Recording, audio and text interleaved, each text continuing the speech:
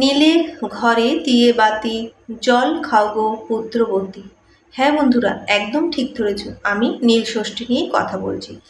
নমস্কার বন্ধুরা, তোমাদের নিজস্ব চ্যানেল সনাতনী শ্রাবণীতে তোমাদের স্বাগত জানাই। আজ নীল ষষ্ঠী নিয়ে কিছু কথা বলবো।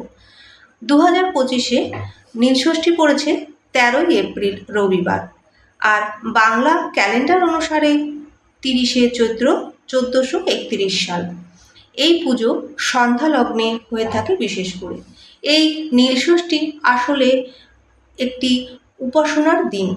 উপোস করে মায়েরা তাদের সন্তানের মঙ্গল কামনার জন্য মা ষষ্ঠী এবং মহাদেবকে পূজা অর্চনা করে থাকে।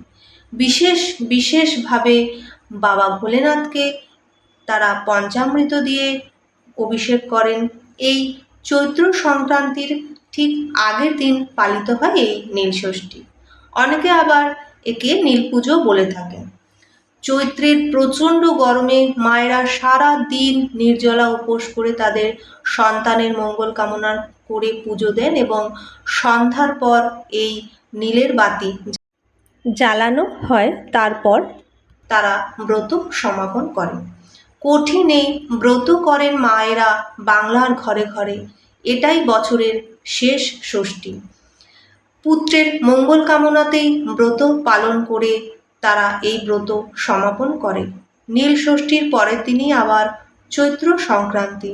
এই দিন চড়ক পুজো অনুষ্ঠিত হয়। এই চড়ক পুজো ভগবান শিবেরই আরাধনা। সারাদিন মায়েরা নীল ষষ্ঠীর উপোস করে সন্ধ্যের সময় নীলের ঘরে বাতি দিয়ে তারপর মায়েরা জল খেয়ে উপোস ভঙ্গ করে, আর পরের দিন থাকে পারণ। ভিডিওটি কেমন লাগলো অবশ্যই কমেন্টের মাধ্যমে জানাবেন এবং সাবস্ক্রাইব করে পাশে থাকবেন। নমস্কার।